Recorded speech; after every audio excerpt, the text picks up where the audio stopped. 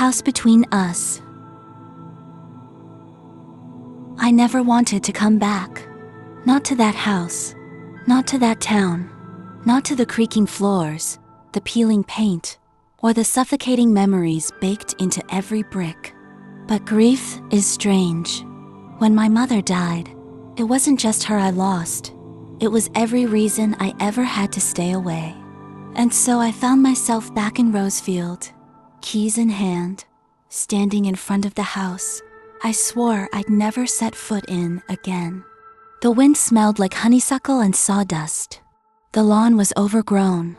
The porch groaned under my boots like it remembered me and wasn't happy to see me.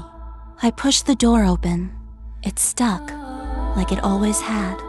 Inside, everything looked smaller, colder, and I was alone. Until I wasn't. "Hey!" a voice barked from behind me. I spun around, heart hammering. There he was, Liam Dalton. Same sharp jawline, same brooding eyes, same cocky attitude that made me want to slap him and kiss him, depending on the day. He was leaning against a truck parked in the driveway, sleeves rolled up, dust in his hair, like he belonged in a romance novel that had no business being real.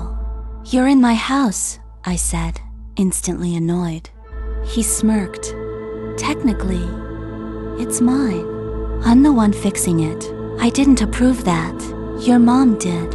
Before she passed, my stomach dropped. He was working for her. I should have walked away right then, but instead, I followed him inside. He walked like he owned the place, confident, careless, and his shirt clung just enough to show the kind of back that made you forget how to spell your own name. The house smelled like dust, wood, and him. "So, you're the contractor now?" I asked, arms crossed. He shrugged. "Among other things, what's that supposed to mean?" He turned slowly. His eyes locked on mine, heated, steady, a little smug. "It means I've grown up. You should try it sometime." I laughed, sharp, defensive, but something about his tone, the way he looked at me like he could still see through my armor, ... It made me feel exposed. I hated it. I liked it. He stepped closer, too close. I didn't move. "You're still as stubborn as ever," he said, voice low. "And you're still a pain in the ass." Our eyes clashed. The tension wasn't new, but this time, it didn't feel like war. It felt like ... warning. Then his hand brushed mine, just barely, but it was enough to burn. I pulled away, but the heat stayed. For 2 days, the house felt like a silent war zone. I'd moved to the kitchen, and Liam would already be there, arms deep in the cabinets. I'd retreat to the hallway, only to find him hauling debris, shirt damp, and clinging to his back. His presence was everywhere, loud, in the quietest ways. And it wasn't just proximity, it was the heat. Not summer heat, not physical temperature, something else. Something that settled under my skin every time he passed behind me too closely, or looked at me too long.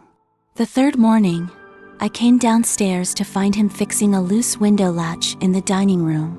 Sunlight caught the angle of his jaw, the concentration in his brow. For a moment, I didn't say anything. I just stood there, watching. "You staring at me or the woodwork?" he asked, not turning around. I rolled my eyes. "As if you're interesting enough to stare at?" He chuckled, low and easy. "You used to think I was. Back when you kissed me behind the bleachers. That was a mistake." Sure." I walked past him, brushing close enough to make it obvious. I told myself it was petty revenge. It wasn't. In the afternoon, a storm rolled in, thunder heavy, sky low and gray. I stood by the living room window, watching the first drops smear across the glass. "You always tense up when it rains?" Liam asked, appearing beside me. I like silence, I said. Rain makes everything louder. He was close, closer than he needed to be. I could feel the heat from his body, the brush of his forearm against mine. Neither of us moved. "What are you really doing here, Eliza?" he asked, voice quieter now. I didn't answer right away.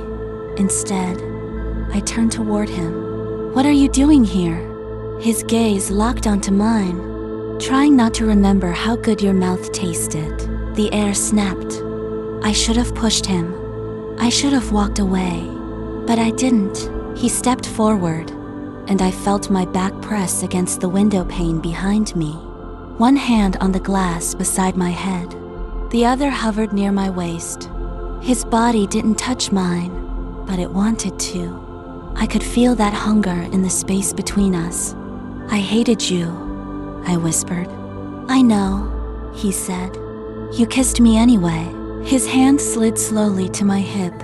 No pressure, just resting. "I still hate you." "Then why aren't you stopping me?" I opened my mouth, but there were no words. His lips brushed my cheek, then paused at the corner of my mouth, waiting, not forcing, asking. I didn't stop him. He kissed me, and it wasn't sweet. It wasn't gentle. It was built from tension, from years of words unsaid, from late-night regrets and buried glances. His hand slid under the hem of my shirt, resting on the small of my back. My fingers tangled in his hair. We kissed like people who never meant to do it again. When we finally broke apart, breathless, his forehead leaned against mine. "You're still a damn pain," I whispered. "You taste the same," he said. And we both laughed. But the air between us had changed. Whatever this was, it wasn't just history. It was happening now. I avoided him the next morning. That was the mature thing to do, right? I made coffee without sound, without breath. I didn't look at the living room, didn't check to see if he was shirtless again, or barefoot, or breathing. I didn't care. I cared. By noon, I found myself standing in the hallway again, watching him patch drywall, like nothing had happened, like he hadn't kissed me with years of silence and heat. "You're quiet," he said, not turning. "You're smug." He smiled to himself. "I should go," I said. He paused. "Then go." But I didn't move. A long silence. "Last night was a mistake," I whispered. "No, it wasn't." I looked at him. Finally, he was covered in drywall dust, hair wild, chest streaked with sweat and grit. And I wanted him again. It wasn't love, not yet, but it wasn't nothing either. "I don't know what this is," I said. "You don't have to name it," he replied. "You just have to stop running from it." I hated how much sense that made. That night, I couldn't sleep. The house creaked and groaned. The floor remembered my steps.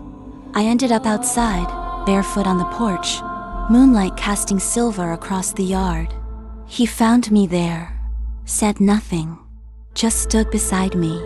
And when he reached for my hand, I let him take it. No games, no teasing, just skin against skin. We went inside together. The bedroom smelled like cedar and old paint. He undressed me slowly, like someone unwrapping something that had been buried too long. His hands were rough, honest. They touched like they meant it. There was no music, no candles, just breath and want and heat. We didn't speak, because there was nothing left to say.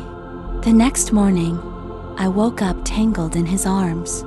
I should have felt trapped, but I felt known. I didn't know if we were staying in that house, or we'd tear it down together. But I knew this, after all the fights, after all the silence, I still wanted to build something with him. And this time, I wasn't walking away.